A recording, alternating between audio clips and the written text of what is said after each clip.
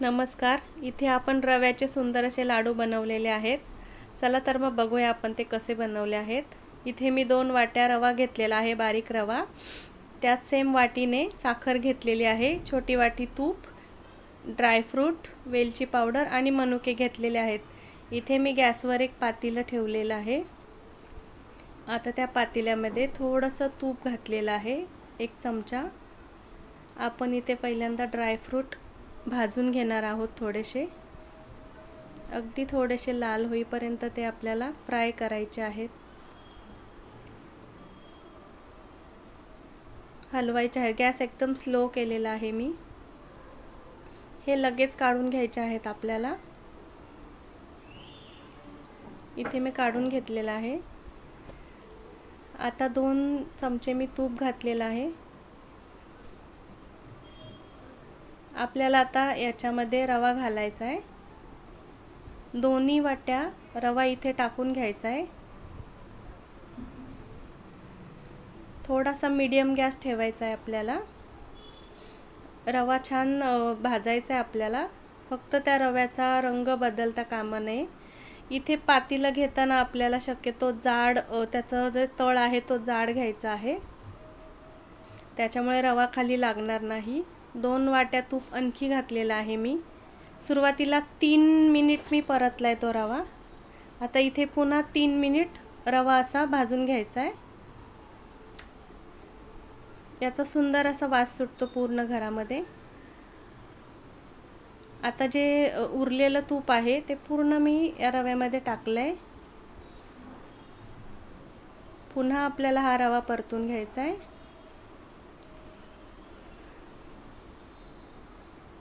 चारही बाजूनी असं उलटणं ते घालून पूर्ण रवा भाजून घ्यायचा आहे. आपला रवा भाजत आलेला आहे. कलरही चेंज झालेला नाही. सुंदर असा कलर आला त्याला. आता एका परातीमध्ये ते काढून घेतलंय मी.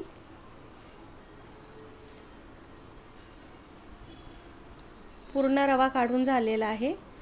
ते पातेलं ठेवले मी गॅसवर. त्याच्यामध्ये जी आपण साखर घेतलेली होती ती साखर आपण टाकलेली आहे. आता या साखरमध्ये त्याच वाटीने पाऊण वाटी पाणी किंवा साखर बुडेपर्यंत पाणी घ्यायचं आहे आपल्याला. चमच्याने हलवत राहायचं आहे. मीडियम गॅस ठेवलाय. आता जरा गॅस फास्ट करायचा आहे आपल्याला. 1 तारी पाक आपल्याला बनवून घ्यायचा आहे. तर या पाकाला तयार व्हायला साधारण 15 मिनिट लागतात.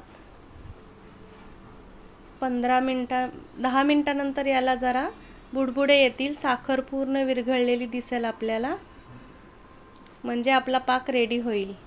इथे बघू शकता तुम्ही पाक तयार झालेला आहे.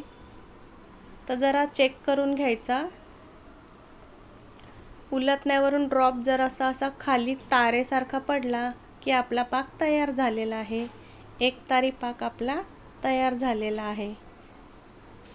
आपल्याला ड्रॉप दिसतोय, आपल्याला तो तयार झाला म्हणजे.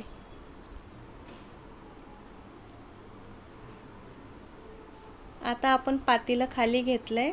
जो रवा भाजून घेतला होता तो पूर्ण रवा आपण पाकामध्ये टाकलाय. हे पटकन करायचं आहे. आता रवा पूर्ण त्या पाकामध्ये मिक्स करायचा आहे. इथे गाठ होता कामा नये. पातेलं शक्यतो कपड्यानेच पकडा, कारण हे गरम राहणार आहे.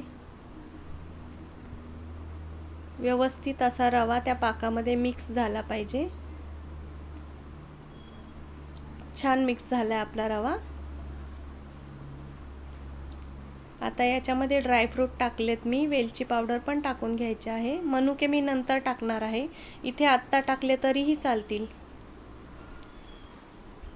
आता हे पुन्हा पूर्ण मिक्स करून आपल्याला झाकून ठेवायचं आहे. शक्यतो 1.25 किंवा 1.5 तास झाकून ठेवायचं हे मिश्रण, म्हणजे रवा पण छान फुलतो, पाक पण त्याच्यामध्ये पूर्ण सोक होतो. छान मिक्स झाले. आता परत आपण ठेवलेली आहे पातेल्यावर. आता 1.25 किंवा 1.5 तास वाट पाहूया आपण. 1.5 तास ठेवलेलं होतं मी हे मिश्रण. आता बघूया आपण. खूप छान झालेला आहे. लाडू पण छान वळता येतील आपल्याला आता. पुन्हा मिक्स केलेलं आहे मी ते.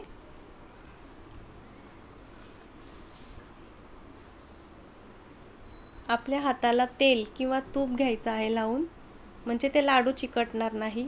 आता 2 हाताच्या मध्ये छोटासा मी गोळा घेतलेला आहे, त्याला मनुके लावले आणि आता जरा गोल गोल प्रेस करून त्याचे लाडू वळून घेते.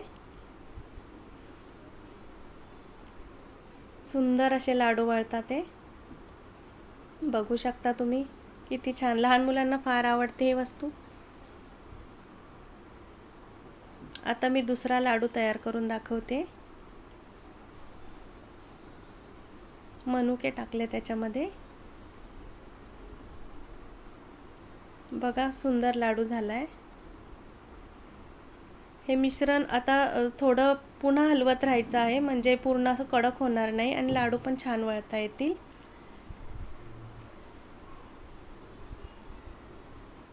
हे बघा, अर्धे लाडू माझे झालेले आहेत. मिश्रण मी चोळून घेतलं आहे पुन्हा. सगळे लाडू माझे तयार झाले. खूप छान पांढरे शुभ्र असे मस्त लाडू तयार झालेले आहेत. रव्याचे लाडू आपले तयार झाले आहेत.